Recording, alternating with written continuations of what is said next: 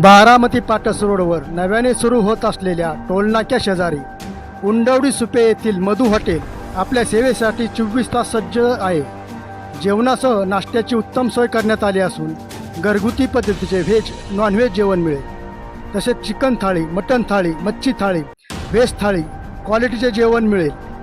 तसेच मटण, मच्छी, चिकन किलोप्रमाणे घरगुती पद्धतीचे ऑर्डरप्रमाणे बनवून मिळेल. संपर्क 95 61 29 10 89. हनुमंत मधुकर गवळी, उंडवडी सुपे, तालुका बारामती.